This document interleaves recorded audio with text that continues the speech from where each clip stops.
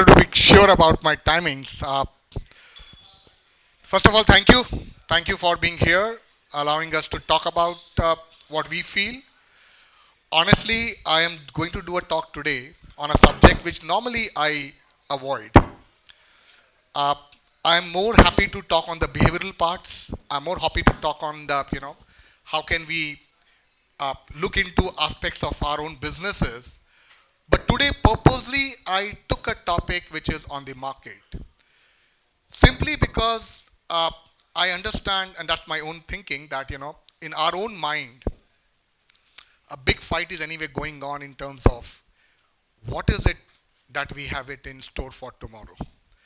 And that is exactly what my topic of the discussion is. Can we have it over here? That's exactly the topic of my discussion, which is why so much of this noise coming in? We know the very fact that certain events are in the offering. And if I have to talk about the most spoken about event, which is the election, and already many of us have started thinking, building opinions around election, that market may come down, market may move up, or market may stay neutral. Many of us might be thinking a large part of it is already factored in, because last couple of days of volatility, look at the wicks coming to 15, going to 18, 19, pretty much kind of factored in. I think I'm better off using a hand mic here. This is getting a lot of noises. So I think so that's what is in the mind, and that's exactly what we'll do a talk today. What we would go is we'll look at what India is heading into first. As you could see, we are the fifth, as we talk today, heading to be third in another 10 odd years. So first of all, take a lot of pride that you are entering into a journey which is going to be massively positive on the GDP aspects of India. So that's one. If this is what it is, on a market cap, we are currently number 5th. We are heading into number 4 very soon, and that's something which is very positive if I look at India vis-a-vis global comparison. And look at the economy that we are dealing with. US, China, Japan, and we're pretty close to surpassing Japan anyway. So that's a broader picture if I have to look at. And if I look at our own country, if we talk about the growing at a massive pace, a pace wherein we are talking about getting into the number 3 globally, what are we doing to make it happen? The most important thing for any economy to do well is to build a sound infrastructure. Because without a great infrastructure for one to think of growing, it's just not possible. So what are we doing? Look at that in last 9 odd years. What kind of growth have we seen in number of airports? Almost double. Highways, more than double. Electrification, if I have to look for the railways, it's more than double, closing to being tripled. Installed plant capacity, we have added capex capacities. Energy, these are the key ingredient for any economy to look doing better. You would need all of them to start helping you, be it the logistic management, be it a management of producing goods, or be it a management of remaining connected, which is through teledensity. Either way, whichever approach that you would want to take, but these are very, very critical aspects for an economy to say, look, I'm prepared to be in the next growth journey. Moving forward, now remember one thing.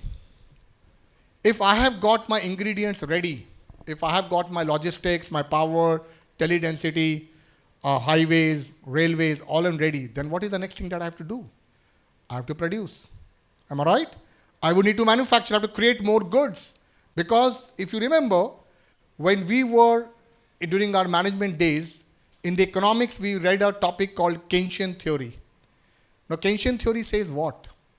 Keynesian theory simply says, when you produce 1 unit of a good, 1 unit of a good eventually will lead to 1 unit of employment generation. I can see few heads nodding, so people are able to go back to those days of reading their economics. How does it happen? You produce 1 unit of a good. Okay. For you to produce 1 unit of a good, what do you need? You need 1 unit of an employee to come and produce for you. Am I right? Now, when he becomes an employer for you to help in producing it, in a way, he's also a consumer. Because if he is earning, he's going to consume. If he consumes, he creates a demand for 1 unit. He has to consume, there has to be demand. That's what he has created. Because he has created a demand, there has to be some way to satiate that demand. How can that demand be serviced? You have to produce. And this is exactly what the global economies are doing. Their biggest problem is they want people to come and consume. What was America doing? During the COVID time, they doled out money. Please take money and go and consume, buddy.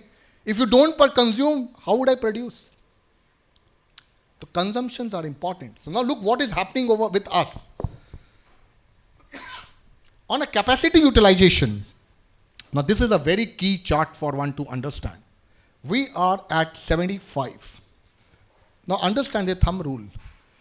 If your capacities are utilized closer to 80, as an entrepreneur, you don't have an option, but you have to go for a necessarily, compulsorily capex. Why? Because the capex takes a couple of years to build. You're already at 80. You will take maybe 3 to 5 years to build capacity. By that time, this 80 will become 100. And then you add more. So this is a very critical figure. Look where this figure was in 2019. It had fell down. We are back to pre-pandemic days. Now, if this is a reality, then it tells me that I am ready for a capex. I am there to do a capacity expansion. If that is what it is, now look at what the other things are saying. My corporate balance sheets to GDP, that has become pretty healthy. Now, if I look at debt component has come down. Understand? The debt component in my books have come down. That means I can take more debt because the debts have come down. Am I right? And I have a need to take debt. Why? Because my capex capacities have come to 75. And if I look further, my operating profit going into capex, that number is going up. It's a deadly combination. Debt in my books have come down. I have a need to take debt. Why? Because if I take debt, then only I can do capex. I can do that. Now what would it lead to? From where will you take debt? You will take debt from the banks, financial system. So what does that mean? That means that we are here to see or be on a cusp of a growth into banking system. It is going to lead to a massive credit cycle offtake. Am I right? Otherwise, how will I get a debt? I have to go get a debt from the banking system. That means banks will do very well. So credit offtake is right sitting with you. So this is a massive explanation in terms of defining how the growth would look like from a corporate perspective. And that's what we are heading into, a better tomorrow. We all know the government had announced a PLI. I know very fact that many people have, and intentionally I have got this slide to answer a few myths, because many people feel the government's PLI schemes have been a massive failure. That's a massive consensus, let me tell you. It's a mixed bag. You know, when I was making this slide, my economist came and told me, sir, are you sure you really want to take this slide? I said, it's better to bite the bullet. Yes, we should. What are you talking about? This was expected. This is the actual.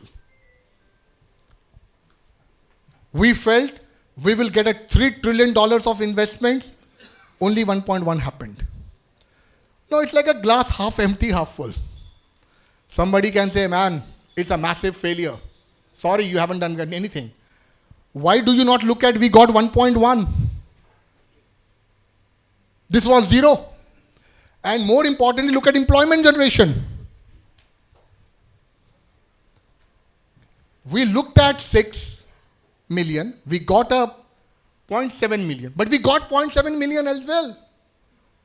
So this is a new India which is emerging, which is working on various trigger points.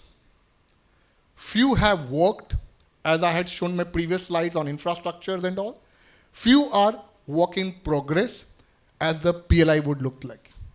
But think of a time, if an 023 of a December, I'm sitting over here, 2 years down the line when we meet again, maybe this number 0.7 could be 5. Do you understand what would that mean? It's not, the story is not yet over. It's work in progress. It's not a magical wagon that I will, run it and everything will change overnight. I keep telling my team, we are in the business of client experience, client management, expectation management as well. When I joined this unit 3 years back, we were very poor on servicing. Today we are much better. You know what I tell my team? As long as tomorrow is better than today, I'm happy. Because I know on a scale of 10, if I'm on a scale of 3 to begin with, I won't be able to reach the scale of 10 overnight. But as long as I'm progressing in a direction that tomorrow is better than yesterday, at least I'm doing the right thing. And you all are the one who's going to give us a feedback whether it is or not. Like the way we are giving a certificate to government whether they are doing the right thing or not. But the reality is, these are all gradual processes. They are not the ones which is going to happen overnight. Now look at it. And I'm purposely using certain slides because I want to build stories around them. Inflation is a joker in a pack. Let's never ignore it. We speak about capex, we speak about manufacturing, we speak about credit offtake, but we can't be ignorant about inflation in all our stories. This is going to remain a joker in the pack, and hence I purposely picked it. Look at the inflation. The inflation is giving me 2 stories. One is a core and one is a CPI. If you see, core has started easing off. CPI is still inflated. CPI is on a higher side simply because our energies and our food, agriflation, is impacting us. Agriflation is impacting us because last year we had a poor monsoon. And we'll talk about a monsoon as well. Now, if you have a poor monsoon, there is a very high probability for you not to have a great agri production. And that only would mean your agriflation is going to remain elevated. If it's going to remain elevated, then obviously your CPI will be high. Now, high CPI doesn't give me any kind of a leeway or a comfort to do the rate cuts. And that only would mean you will see a little bit of a prolonged elevated yield curves. So if any one of you feels that, look, tomorrow the interest rates are going to go down, actually doesn't look like happening. This is India. We'll talk about global also. I've got some very interesting numbers for you to share on the global fraternity as well. But India doesn't look like that we are in a great hurry to see interest rates coming down. That only would mean don't have a great hope that tomorrow, things will just move up. Kanak asked a great question, yield curves. And many of you weren't able to, respond to it. But the reality is, yield curves have an inverse proportion to your equity. Debts, cost of debt being high, obviously, your equity cannot produce. So when the debt comes down, then only equity starts reflecting. Why? Because your cost of borrowing comes down, then your everything starts moving into EPS. And with an EPS moving up, you give a better price to earning, and then your equity share price starts moving up. So that's the reality. But then, so that's one thing which is we have to be clear about. And when you talk about India, now this is a surprising one. I really want to spend a minute on this. All of us were of a view that US is in a bad shape. Am I right? How many of us think US in a bad shape? Can you raise your hands? That US economy is not doing well. Am I right? That's the kind of a consensus that we all have. Contrary to what we feel, the realities are very different. Look at the US growth. The blue line. Actually, US is doing better than most of its peer partners, be it the Eurozone, UK or Japan. And this is a survey which was done, and it simply tells us that US on a growth path isn't doing bad.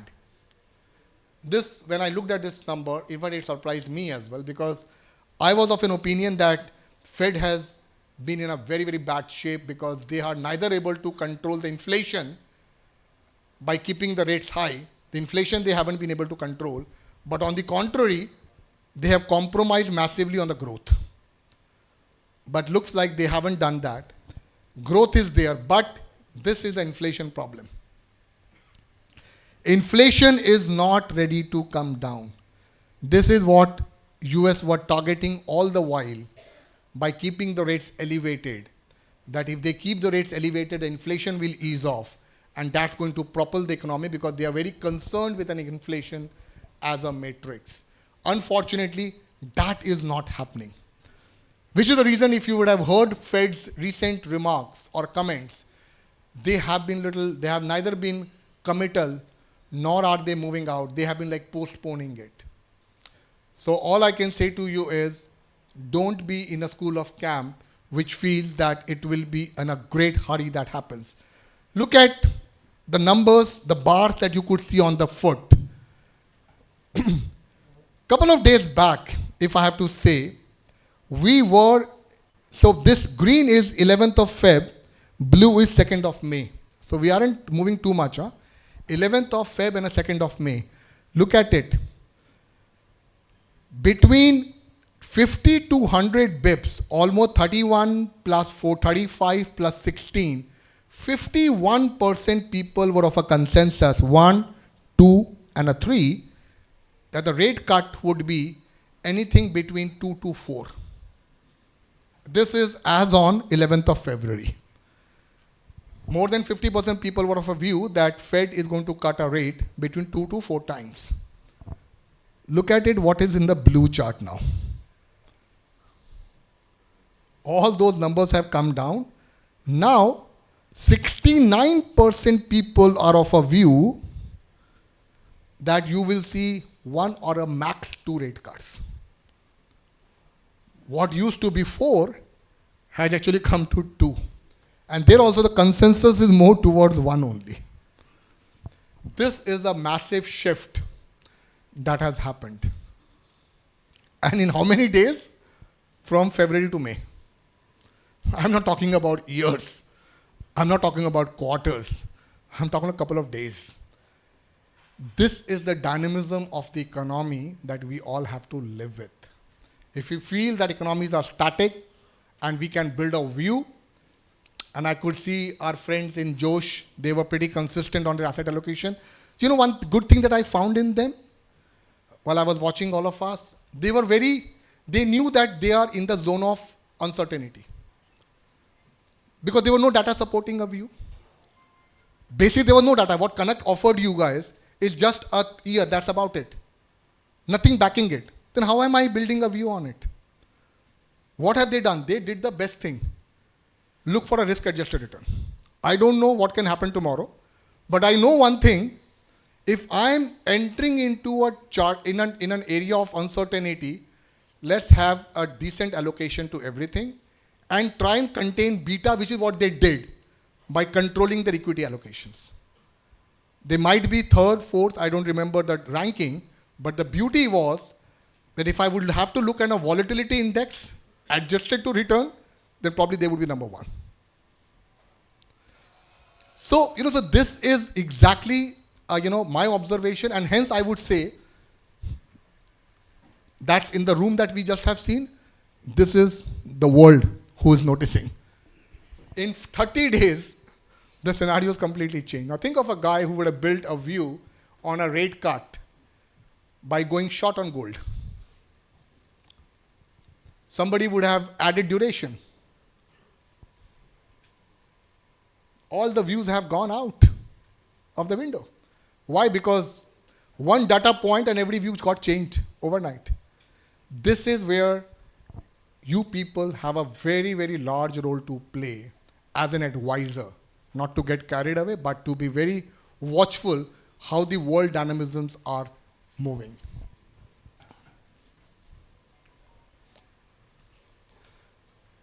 As I said, monsoon is a very critical factor in everything that we do. This year, for our good feeling, the consensus is 29 plus 31, which is 60 plus 30, 90. 90% view is we are going to have 96 and above. But don't accept any information as they come. I've always been a pretty critic about information because a large part of these information has a strong relevance of how have they fared in the past. Am I right? Look at it. Same IMD from 014 to 023 had given lot of news. 014 they were off by -7. 016 -9. 019 +14. They were off the record, off the guard. So they have been all over. Look at the consistency of there. But then off late, fair. 21 was 1%, 22 was 23 again pretty much what they said. So we again don't know how it would look like. But we know the very fact that at least a larger consensus, 90% of the people do feel this year we will have a great monsoon. Now what would this mean to us? A great monsoon is a great news. A great monsoon is a great news for multiple reasons. One is, do you remember my chart on CPI, which was elevated, and I said it's elevated because of two components, energy and agriflation. Agriflation part of the component will get addressed. Because a good monsoon would mean a better agri production. A better agri production would mean a softening of our prices. So that's a very positive. But another thing which is very positive from this monsoon thing is, even today, please understand, believe and acknowledge, we are an agrarian economy. If monsoon does well, our consumption patterns become very healthy. And if that patterns become very healthy, then your both discretionary and a non-discretionary consumptions gets pretty established. So be it an auto, two-wheeler sales, be it houses, be it your FMCG, they all start looking much better. And so would be the banks, because a better realization by selling the agri crops would only mean a better repayment abilities to the bank. And hence the bank's balance sheets are also getting relatively better. Monsoon is a very, very big joker in the pack in redefining many of the assumptions that we take on an economy, be it an inflation or a consumption. It has a strong role to play. And this year, if you're talking about 90% consensus on the monsoon to be better, then one thing is pretty clear, that we are heading into a better time as far as India of tomorrow is concerned.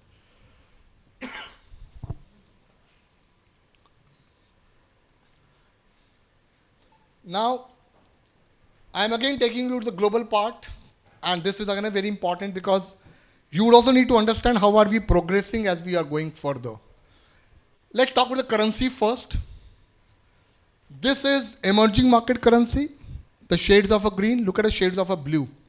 INR, much more stable. This is JP Morgan index, much more stable. A stable currency always speaks volume. Please understand. A stable currency speaks volume on the how stronger an economy that we are in or we are heading into.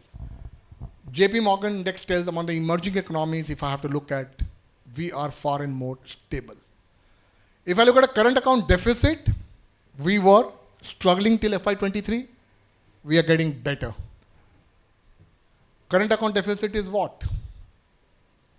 How much we earn, how much we pay. Am I right? Deficit is we are earning less, paying more. More the deficit, it is a very bad news for any currency. Now that deficit part is started moving up. Why it is happening? Look at this. Both are crude and petroleum products. The numbers have come down. 112 has become 100. Deficits have come down. Even if I look at a core also has come down. This is a very, very positive sign for us. And The most important thing is our exports have started moving and getting better. I'm just trying to help you understand when we are talking about someone looking at building a 5-year view on India, what are the reasons that is helping you build that view? This is a very powerful slide for you to understand. Kanak touched upon a topic of a mobile phone. He did speak on an Apple, Samsung, so on, so forth. Can you see where were we and where have we come now? This was FY15, this is FY24. We have become one of the biggest manufacturing hub of mobile phones. Where we were a net importer, actually we have become a net exporter. You know, I don't know how many of you realize the toys. We are actually becoming a very big hub of toys. Massive. This is a huge opportunity which we are literally snatching from China. Well, no comparison. Huh? They're on a scale of 100, we are still maybe less than a 1. So there's no comparison. The scales are pretty different. But the good thing is, we have started making some headwinds, and at least I am net positive now in terms of looking at it, which is a very, very positive sign if one has to consider. Now this is very important chart because this tells you when we talk about the corporate profits, how much of it is contributing to your GDP. It was on a declining note. The corporates weren't contributing enough. Now that thing has started moving up. That means corporate profits have started going up. First of all, for a second, let's stop all of this. What do we mean by GDP first? We have spoken enough about GDP. What are 3 or 4 things that constitute a GDP? Anybody can speak up? Anyone can say? Yeah. So in a way, can I simplify and put in 3 lines saying public investments, which is government spends, private investment, a private capex, and a consumption? In a simplistic way? Great. So all of us are in the same room now. What was government doing for last 5 years? Let's ignore 1 year, last year, because in any 5-year bucket, all the government for the 4 year does investment. The 5th year is all about talking. You have to express. At the end of the day, marketing is all about. We all know what had happened with Chandrababu Naidu. He was a great visionary. He created massive infrastructure. Even though Hyderabad can only give it to him, but he lost election. He couldn't express. See, we were talking some time back and I was just telling him, we were just chatting about the challenges that we all are facing on KYC and so on and so forth. One thing that and then hence the discussion was heading into, should we be given enough time to get prepared for a next change? It's a very logical question. But the after effect of the question is, how much time? 3 months, 6 months, 9 months, 1 year? The problem is, we are Indians. If I am told that 90 days are there with you, 60 days we will not even react. 61st day we'll take a yawn. 75th day we will say, okay, something I have to do. And 89th day we will panic. And 90th day we'll curse. And then we'll say, I need more time. Believe you me, I am one of you and I'm completely with you that we should be. But I don't know how to. But the reality is, whatever you do, if you haven't marketed yourself well, then you can become a Chandrababu Naidu. And hence, the government for the 4 year does investment, and the 5th year does marketing, socialistic measures, so on and so forth. So in our own GDP, what you are seeing is only public spend for a 4 year. 5th year was 0, practically. Private consumptions were pretty intact. I don't think there were any challenges on that. They were pretty intact, private consumptions. Where we were lacking was private spends, the capex from the private sector. That was not happening. Now, if I would go back and just have spoken about it, that the capacity utilizations are nearing 75 and that would trigger a private expansion or a capex, then can you believe what GDP will move now? Because the third lever of GDP, which was not contributing, will start contributing. Government will continue. Now this again, if they come back, they have a full 5 year to rule. First 4 year, they will again going to spend a lot. Private consumption, because of a great monsoon, is only going to move better. And the capex will come in. How the GDPs will go up. Think about it. When we talk about India, the great story, think about it, how this great story is really unfolding. And we should be thanking ourselves and patting our own back on our own back that we are in an economy which has got everything that is needed. We have inflation, we have room to cut rates, we have young population, and we have no plastic loan. No plastic loan, no credit card loans. Why did in 017, 018, or 07 rather, banks started fumbling? Because unsecured element of loans were multifold. At least we don't have much of it. So we are a great economy. Why you feel when Mukesh Ambani does a ceremony for his son, it gives you a feeling of as if we have a Davos in India. Today, everybody wants not to miss the India story.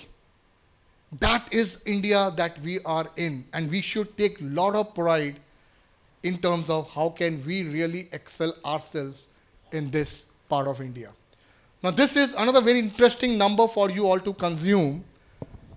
If I would go back, and I have done it in 3 parts, and it's an interesting because many of you feel that we are very expensive, so on and so forth. We were growing at 24% CAGR if I come from FY02 to FY06, 08, 09. Almost 23% is what we were growing. And then the growth abated right till 018. We are growing at just 8.5%. The growth has really come down significantly. And if I have to look at a compounding of 02 to 021, we had grown at close to 11% on a Nifty. Compounding 11%, which is a great number by all means. Obviously, more front-ended than a back-ended, the growth. Look at what are we talking about now.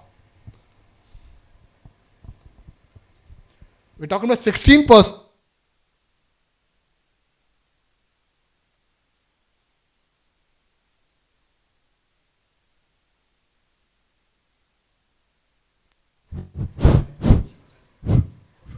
Okay?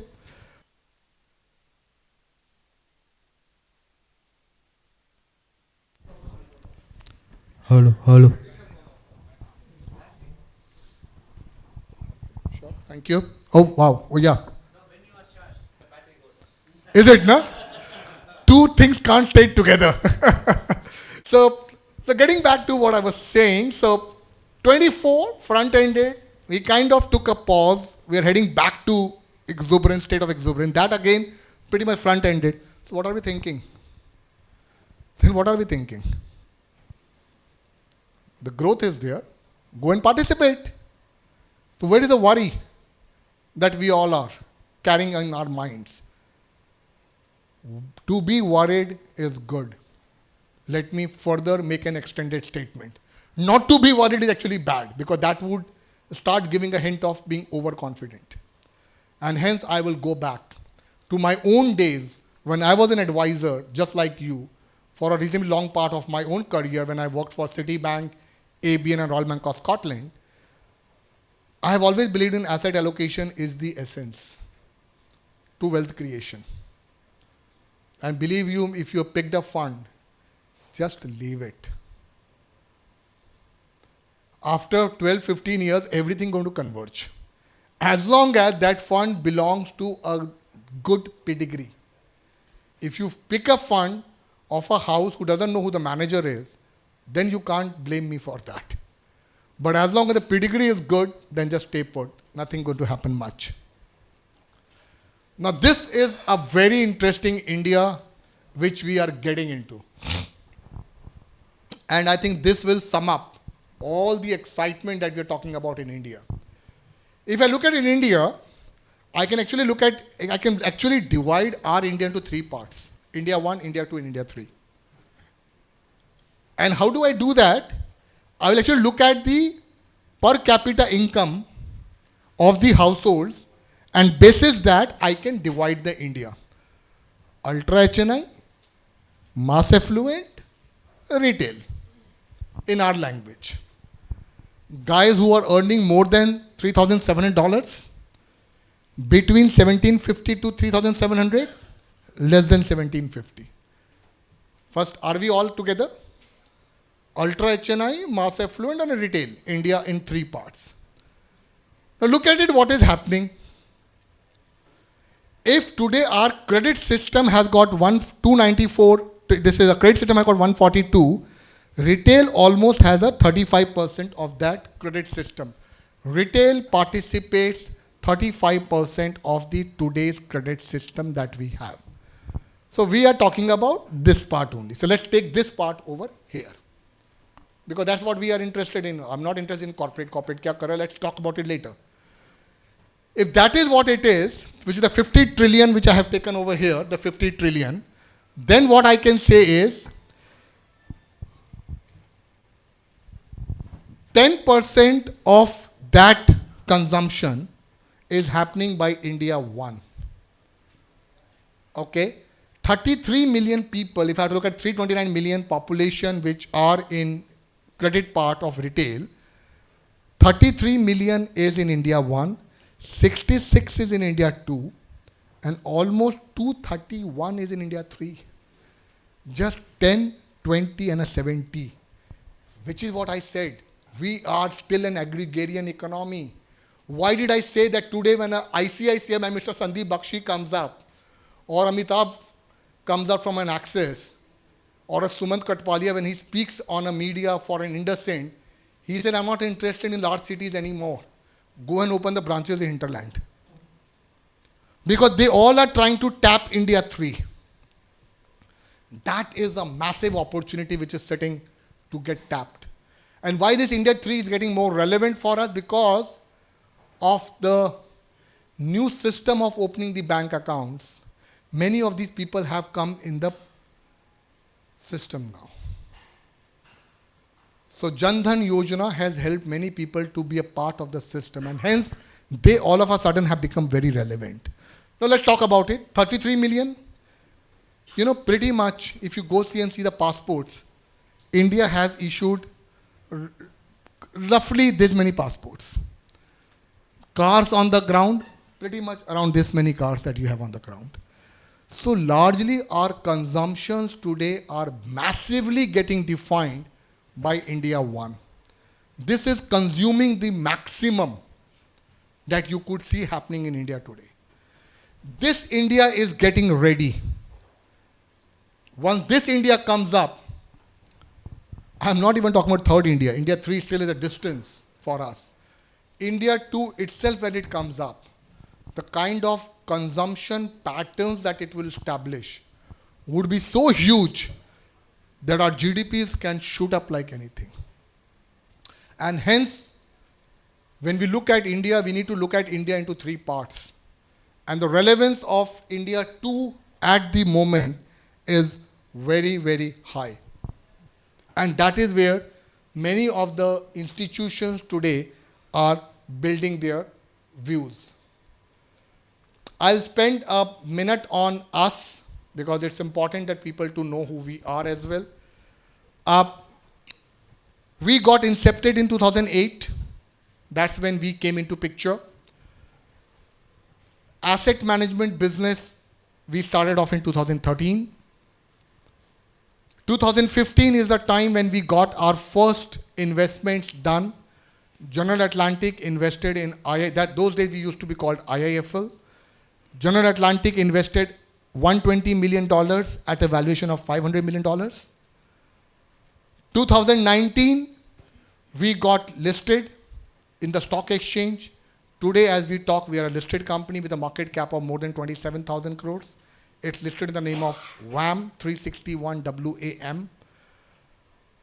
22 is the time when Bain Capital, who entered in 2015, decided to move on. They said, look, we don't want to stay anymore. General Atlantic decided we don't want to stay anymore. We want to move on, and we let them go. and a Bain Capital acquired their stake. But General Atlantic, who came at $500 million, exited in 2022 at a valuation of $2 billion. So they quadrupled their money, they moved out. At a valuation of $2 billion, Bain Capital came in 2022. And as I talk today, we have a valuation of close to $3.2 billion. In last 22 to 24, we have added another $1 billion in our market cap. That's the company that we all belong to, and we look up to you for your participation as well. This is where, in a nutshell, which I was telling you, most of the holdings of the company are with institutions or promoters. Public is only 14%. That's all that you have in the public. Rest all are either with Bain Capital, promoters, which includes employees, all of us, and the large part of it with a lot of institutions who hold our shares. We are the subsidiary of 361 WAM Limited. This is the company which is listed on the stock exchange. This is us. I don't know how many of you know. We manage close to 74,000 crores of assets. The area which interests many of us sitting in the room is listed. In the listed, we manage close to 35,000 crores of assets. 2 days back, thanking all of you, we could cross a first milestone of 10,000 crores in equity in the mutual fund AUM. So thank you for all your support, and many of those who haven't supported, if you could reach to 10,000 with your support, the next journey could be far and more swifter for us. So we have the pretty much 35,000 crore, we cover everything, which is mutual fund, PMS, and an AIF. This is our framework. We'll speak some other time. This is the team that you all would need to know. So Anup Maheshwari, he is our co-founder and also the person who heads our equity desk, which is also called listed side rather. We have the 4 fund managers and we have the 9 analysts. In totality, if I would talk about the strength of our investment team across these categories is 58. We have 58 member investment team with us, out of which 15 are in the listed side alone. And 35,000 crores is all that we manage in the listed side. These are the performances of our fund. Our focused equity fund has seen the longest journey. It's almost touching 10 years now. We are almost 7,000 crores in the fund. Then we have other strategies like a multi-cap. So one thing, as a head of business that I'm very clear, and I may not make logical sound to many of you as well, but still I think I would love to take that path. I don't think on a mutual fund side we will ever be amongst the fund houses who would want to come in every category that a SEBI allows us. What we have done is we have got a focused equity which cannot invest in more than 30 stocks. Because we knew there's a problem in a focus, can't go more than 30, we launched a flexi cap which can invest in 40-45 stocks. Assumptions are pretty clear. Flexi should do better than a focus on the performance. It is doing better than a focus on a performance. Now, once we have the focus and a flexi with us, we wanted to have a smart beta. We created a momentum fund, which is called a Quant. Quant is amazing, delivered almost 64% return on a 1 year. Well, I don't think that return can ever be a barometer for one to look at. But what is more critical is, it is true to label Quant. We do not allow any human intervention into it. Twice in a year, the rebalancing would happen. To an extent that we don't bring our personal biasness, the stocks have got a cap of 3%.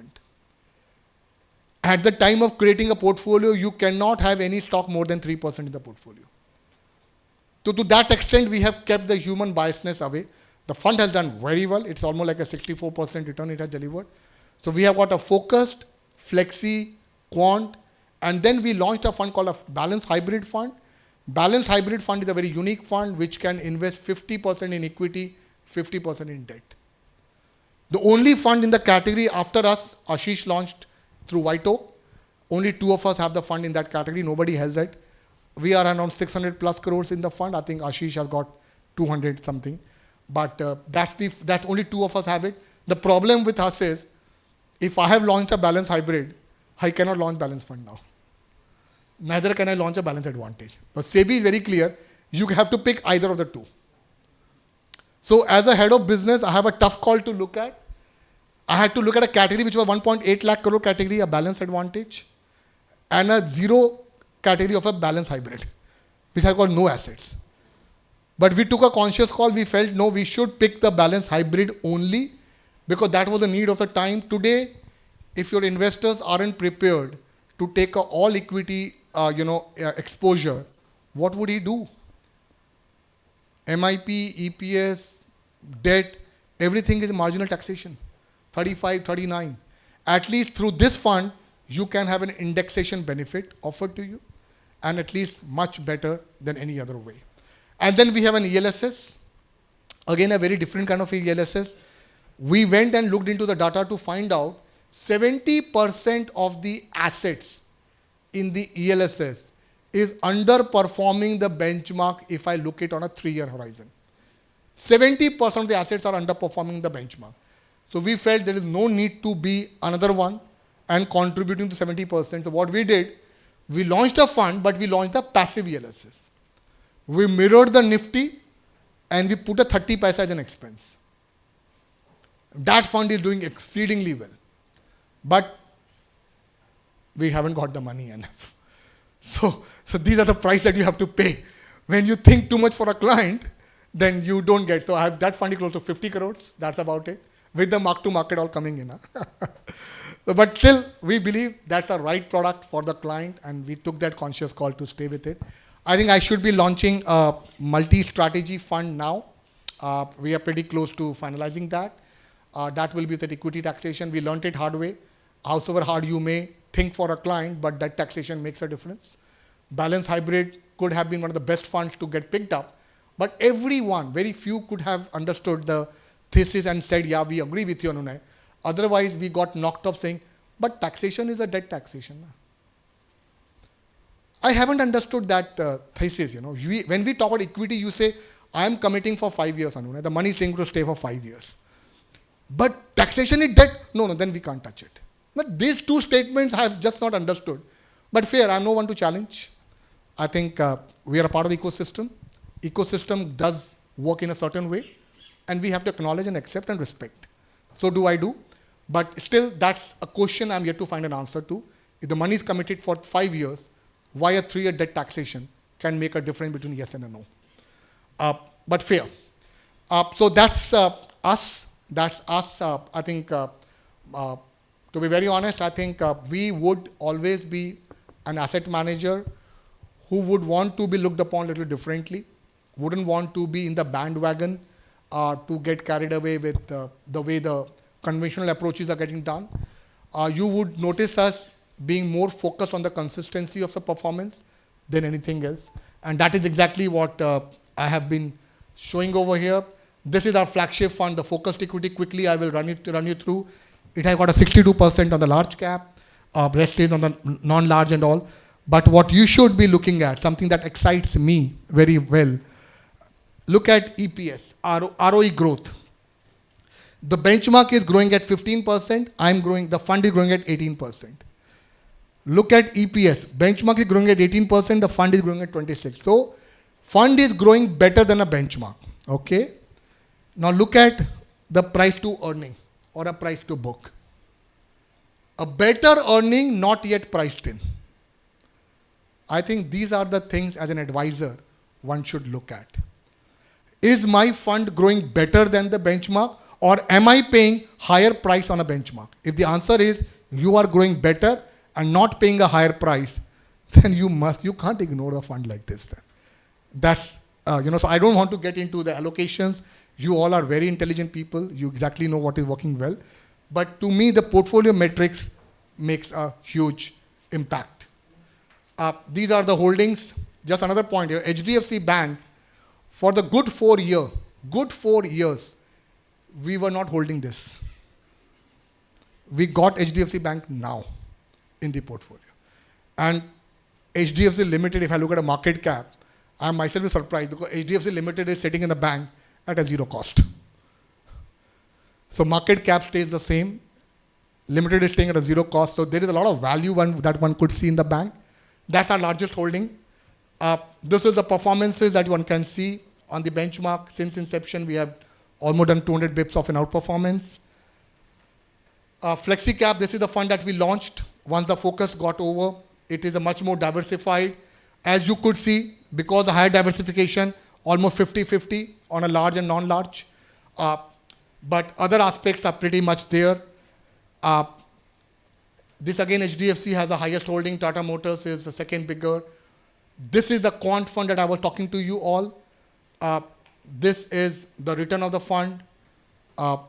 The fund had delivered this return. It's doing very well. It has got a 2-year track record now. For 2 years, the fund is on. And now I can go on to say, once again, I must thank you all that we have started noticing a lot of inflows in this fund. It took almost 18 months for people to understand that a quant strategy can also function well.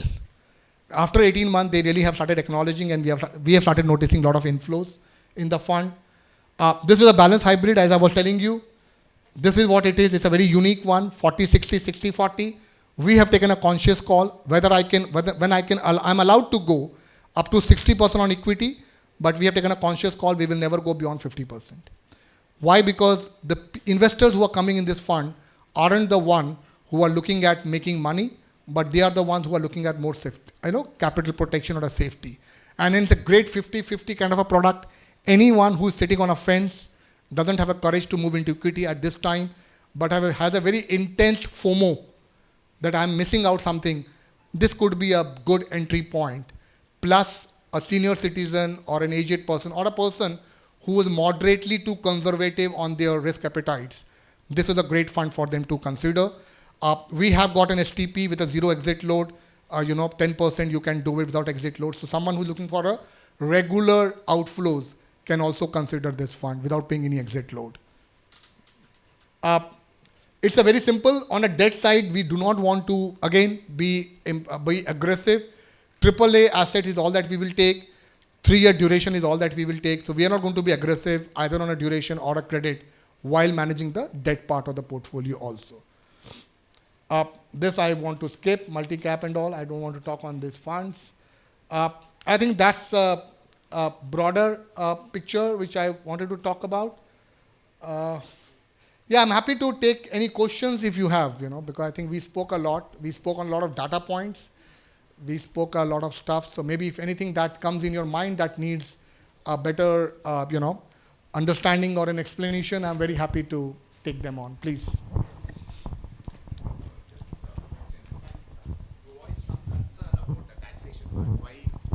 There is a bias in debt and then equity. Can you just go further on that?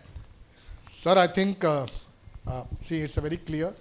If you are looking at drawing an indexation benefit, because in debt, what does it do?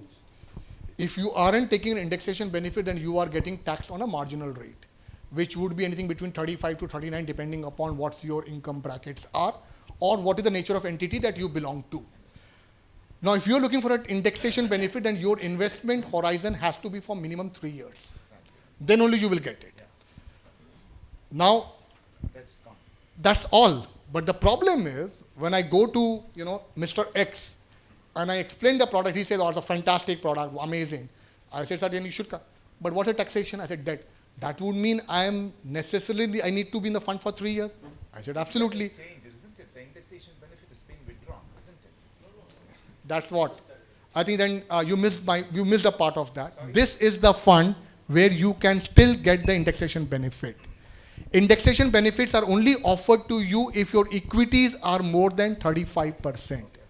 Because this fund has a 40 to 60 on an equity, you still can get the indexation benefit in this fund. You are talking about this fund. Yeah. While in other funds, because equity allocation was between 15 to 25, weren't going beyond 35, and hence you were not offered the indexation benefit.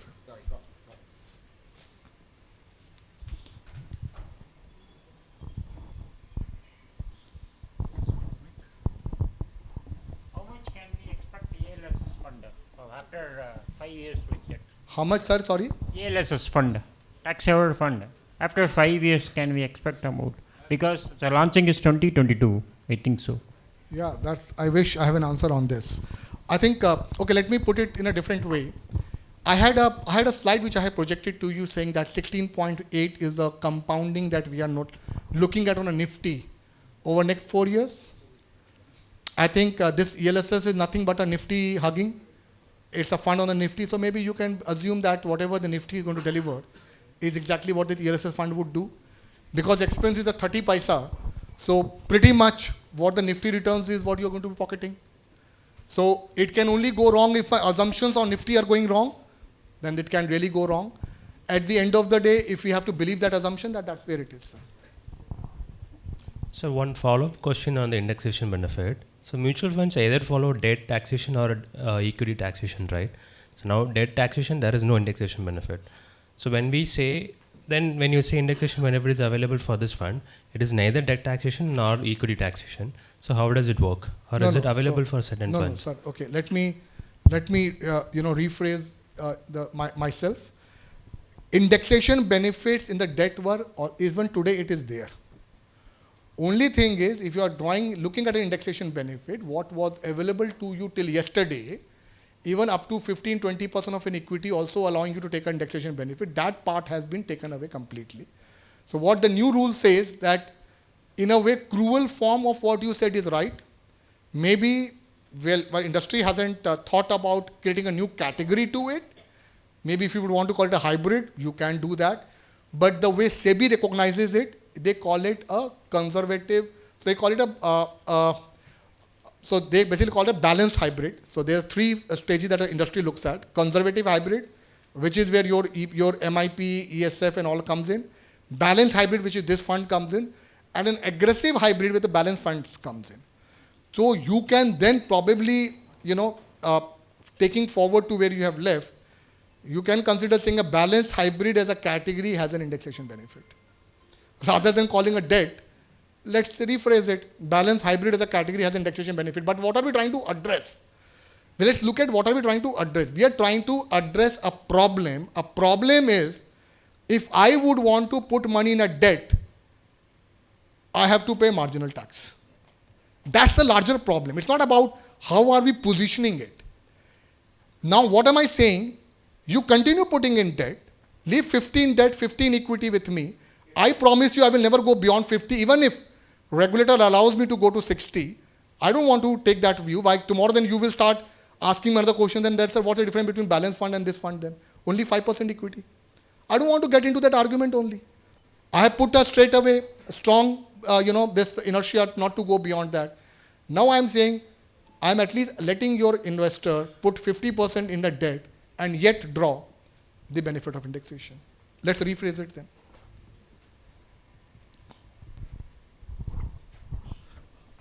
Thanks a lot, sir, for emphasizing on asset allocation and crediting Team Josh. Thanks for that, first of all. And I'd like to, thanks. Yeah, and I'd like to know more from you about real estate as an industry and sugar as an industry, actually, because I feel one industry is like picking up real estate in big time, especially in top 7 cities, and sugar as a contra view. Okay, I don't think sugar is anymore a contra view, to be very honest. Okay, let me put it a little differently. I feel the industries which are massively managed by the employees or employer or the people centered in sectors, I think those are the one that India should be taking a lot of pride if they do well. To me, like a textile being one, real estate being another. Because when these industries do well, it doesn't do well alone. They take a lot along with them too. So getting back to the specifics of you, I think real estate again, I don't think is a contra anymore. If you would come back to any city, the prices have more than doubled in last 2 to 3 years time. They all have gone up, maybe started getting noticed now. Well, I can't talk about the cities per se, but I can talk about Mumbai for sure. I don't think that Mumbai is a time to buy any more real estate now. I think it's all a glut, too much of supply is coming in. I was referring to a Knight Frank report, which had come in a week back. If you would go and read that report, it does say that we are getting back to the state of exuberances where people felt that real estate is a real money. And we have seen these cycles, So first of all, you have to understand how the cycle functions. Every good rally in a capital market always gets followed the rally in the real estate. Because that's the way people start seeing money eventually getting, placed. So you make money in the capital market, then you buy a real estate and park the money there. You make the money somewhere, then you park the money there. So real estate never starts. They always after with a lag. And we all have seen after 2017-18 what kind of rally that we have noticed in a capital market. So that has obviously had a rub-off on the real estate, which is why we are noticing all of this. My problem is not on that. My problem is the supplies are really going up massively. While even today, the reality, the DLF launched a project in Gurugram, it got sold in a couple of hours. Should you feel good about it? Should you feel not good about it? I don't have an answer. But I have an answer. If anything starts getting sold like a potato and a tomato, then you need to be careful. It's very simple. Because if you ever look at an asset class which gives you a feeling there is no tomorrow, then you need to be careful about an asset class. And that's my learning of not being in the industry for 28 years. Did you notice what I pointed out in my fund? I didn't talk about the sectors. I didn't talk about a market cap. I only spoke about a matrix. That my EPS and ROE growth not yet priced in this market time. Then look at my fund. So probably my way of looking at the things are very different.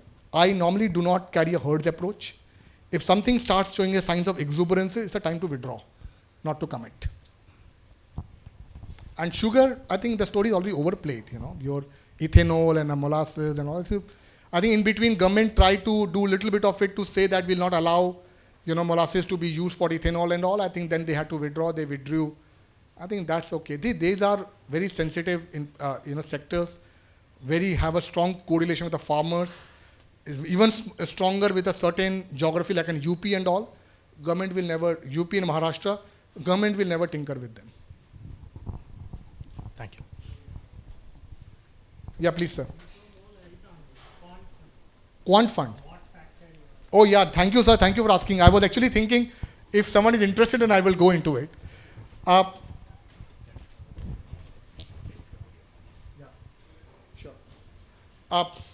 Thank you, sir. I think you have brought energy back in me, actually. I was thinking, am I taking too much of a time or am I sounding too bored to people before people dozes off? And also, I'm being in between the lunch and the session. But since you've asked me, sir, I'll take you to that fund. I think that's an interesting fund. And before that, again, another thing that I skipped, and my teammate is saying, sir, please touch upon that as well. I'll do both the things. So let me first touch with quant, because quant came the first when I was going back, it came the first. So let me touch upon it first.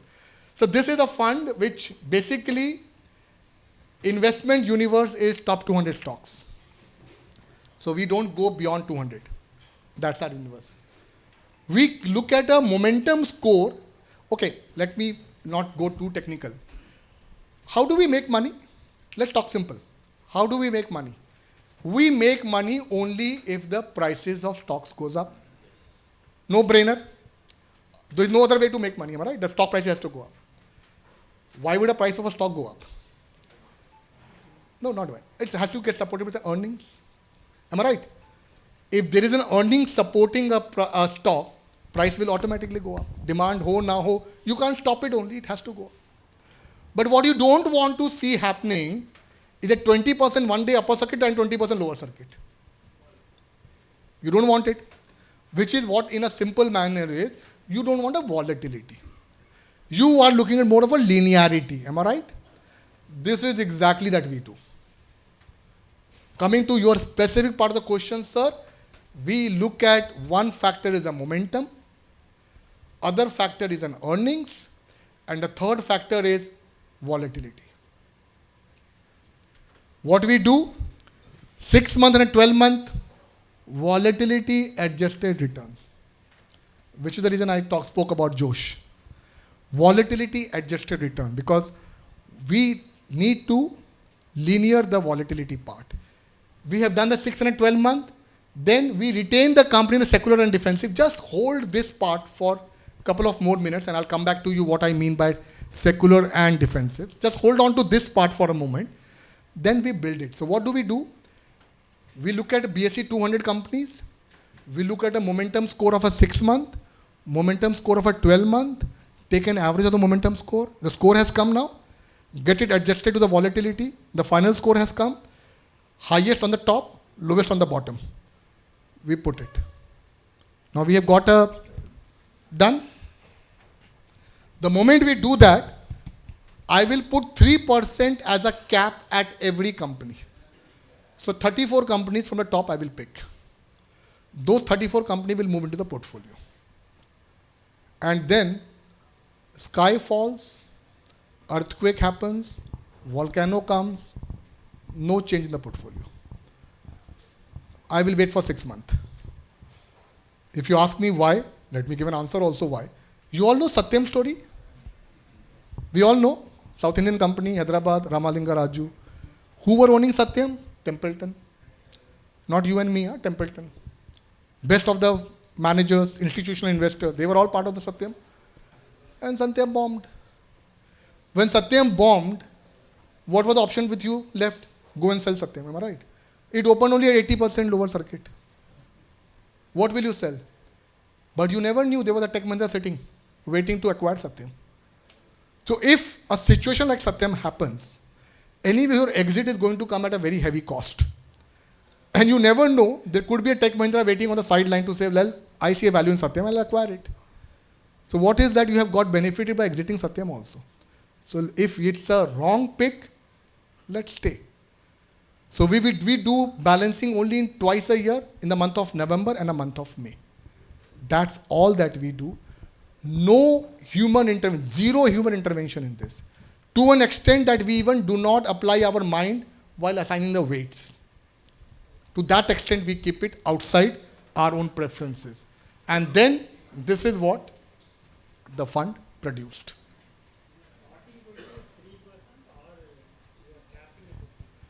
3% at a stock level is a cap. Active allocation. During the 6 months, if the 3% goes to 8%, also I have no problem. Passive breach I will not touch. But when I make the portfolio, now I will make the portfolio in the month of May. I will do the changes. When I will take the momentum score, take 34 stocks. 3% per stock is what I will give, and that's the portfolio shut and forgotten. Now I will look in the month of November. Something would have moved up also. Some Reliance at a 3 would have gone to 9. Doesn't matter to my life. I will not bring it back to 3. Now November, in the month of November, I will do the changes. It's a smart beta. It's a smart beta. It works. It's not a stock hugging. It's not an index hugging. I haven't bought Nifty. From a BSE 200, I have picked good 34 stocks. That's what it is. Now, last point that I want to touch upon because my teams have requested me for, why it is not moving here.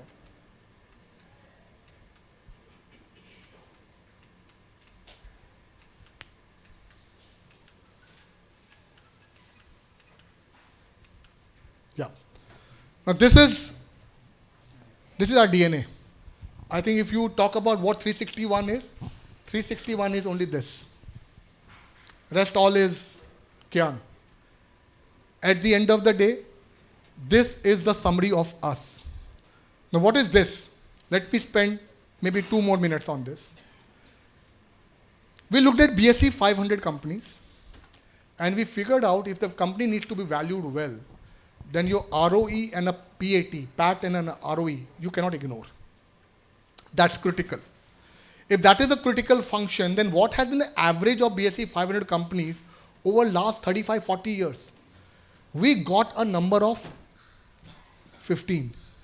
15 was the number that BSE 500 companies had grown or had exhibited over last 30 odd years, both on PAT and ROE. So that became our factor to consider. So we took a ROE, we took a PAT, we took a number of 15. At a 15, we dissected. And we got 4 quadrants, 1, 2, 3, and a 4. Now what you could see is the quadrant 4th, this quadrant which we call secular, are the set of those companies which are growing in excess of 15 on a PAT and an ROE. PAT also more than 15, ROE also more than 15. We call them secular, and these are largely the consumption-oriented companies, as you can see. Only consumption companies can grow at more than 15%, nobody else can actually. Their weight, these companies' weight in the BSE 500 is 20. As a strategy, in my portfolio, seculars will always be more than 20. As a strategy, I will always keep. This is my core. Opposite to is called a value trap. They are those set of companies which are neither growing beyond 15 either on PAT or on ROE, sub 15. We call them value trap for all the good reasons. They are value trap. Why? Because they are largely controlled businesses by the government, aviation, telecom, utilities, or are owned by the government like a PSUs. Now, the moment you have a supernormal profit, government will take the dividend away and will never let you grow. So, we call them value traps. Now, they are 34% in a BSE 500. Their representation 34% in the BSE 500.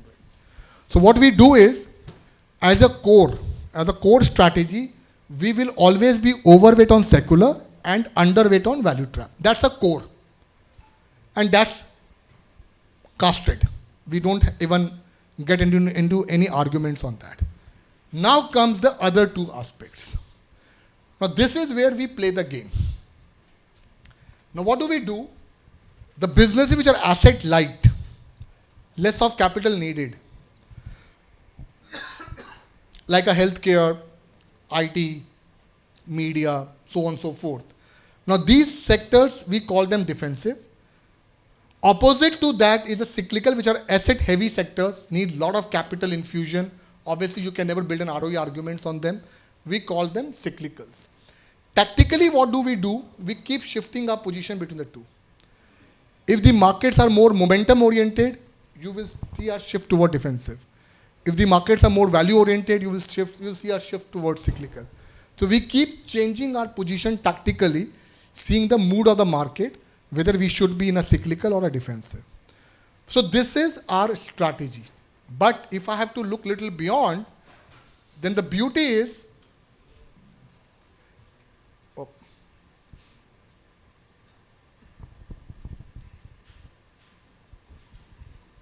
divide it vertically. Let's divide it vertically. So what have you got? Left side and a right side. If I build an argument on ROE, right and a left, can I say this is a representation of a growth? Because ROE is more than 15. This is a representation of a value. ROE less than 15. Are we all together? Now look, what am I doing? By virtue of my tactical shift, I am able to participate in both the market cycles. You know the biggest mistake that we do? The biggest mistake that we do is that and something again I'm being very vocal about, but unfortunately I'm the only one who talks about it. You know, the mistake that we do is that we select funds. I have a view we should never select funds. We should select managers. Fund is a derivative. You should never look at a fund. You should look at a manager. Pick the manager, and now comes the most controversial statement. Pick the worst fund of the manager.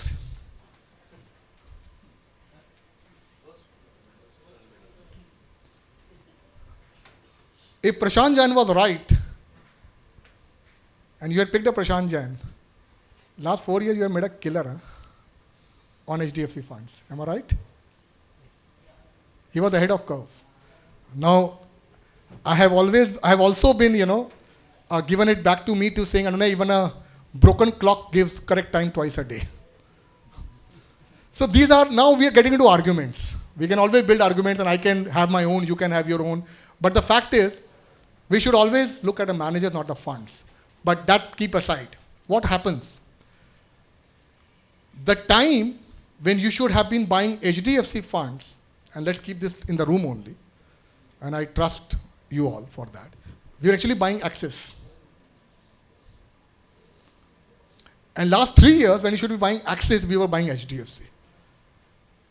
Why? Because we were looking back, rear view mirror, performance dekha, kharida. If my view is, and let me come to that, one more stockling. Wait, where is that? This is a heat map. What did I say? I am always overweight on secular. And just leave it now. I'll manage. Don't touch. I'm overweight on secular and underweight on value trap. Look at a compounding. Look at a compounding. 13.9, 8.8. So by being underweight on value trap, actually I am performing better. By being overweight on secular, I am performing better. And look at defensive and cyclical, pretty much same. So that's what I'm doing a tactical. Now look at the second part. Look at the consistency of shades not being read in seculars. Shades not being read in seculars. Very consistent. Look at the shades of red in value traps. Very consistent. But look at last 3 years. The most important thing is this, which has never happened. This is why HDFC is doing very well.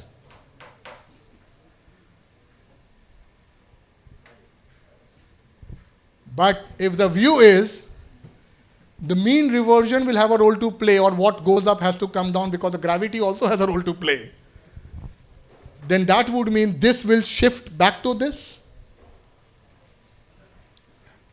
And I don't have to say anything. So, which is where you all have to be very, very watchful. Please appreciate the very fact people who have trusted their money on you are their hard-earned money.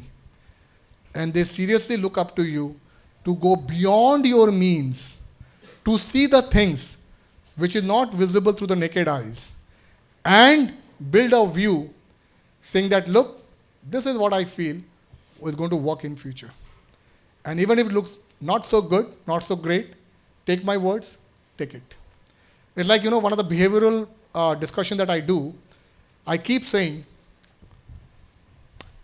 till the time you stop, or let me put it a different way, the moment you start speaking a language which is not your client's language, you are a best advisor. Because the client knows what he needs, then one thing that is very sure, he doesn't need you. It's like, when you have a medical emergency, what do? Boss, you will make the world go up and down to find the best doctor. Even that would mean traveling 20 kilometers. You will pull up all your resources to get his appointment. Even if he charges 1,000 rupees for a 20-minute job, you will going to give it to him. Why? Because this is catering to your medical emergency. And why would you go to the doctor? Not because he is a great listener and going to ask you, okay, sir, tell me, what should I prescribe for you? You would go to him because you look at an answer from him, sir, what works well for me? When we are so much disciplined, so much thoughtful about our medical emergencies, is managing money is there anything shorter than a financial emergency? Then why do you listen to your doctor or your customer saying, I wish you should give me only mid-caps, nothing else? And you end up giving mid-cap because then he's going to threaten you. If you don't give me mid-caps, I'm going to move out of your. Yeah, so that's something important. And that's what I keep saying, that it's very critical that not only we speak our own language, which is what is making sense to us, but more importantly, we speak the right language, which is required for the clients. I have done some bit of it on myself. I know I have lost a couple of large family office businesses because of my innocence, arrogance, I don't know what to call it, but I can show my own confidence in what I'm saying. But, what did I do? I said, fair ma'am, you take your money from me, but we'll maintain a relationship on a paper. This is my paper portfolio, we'll continue holding on it. I'll review this paper portfolio once in a quarter, once in a half year, once in a year. You keep this paper, I'm keeping this paper, we'll only work on a paper portfolio. Boss, if you are right, if you know your subject well, the paper portfolio has to do well. And once you prove it, then client is not only your client forever, he's going to be a brand ambassador also. That is what is needed. Tough work, difficult path, letting certain AUM not be earning you for a certain period of time, but in the bargain, you are earning the trust of a client forever. It's like, Jagdish Singh, I don't know how many of you understand Hindi, still I'm taking that liberty of using one stanza of a Jagdish Singh, which is my favorite. The ghazal is, Naye parinde ko udne mein waqt to lagta hai, which basically means a new bird going to take time before it flies. And the next stanza says, Gaanth lag jaye to fir, if you have a knot, then रिश्ते हो या धागे खुलने में वक्त तो लगता है. Which basically means if you have a knot, then whether it's a relationship or a thread, to open it up, it takes longer. Please remember, we are in the business of trust, nothing else. Don't let it go down. Thank you.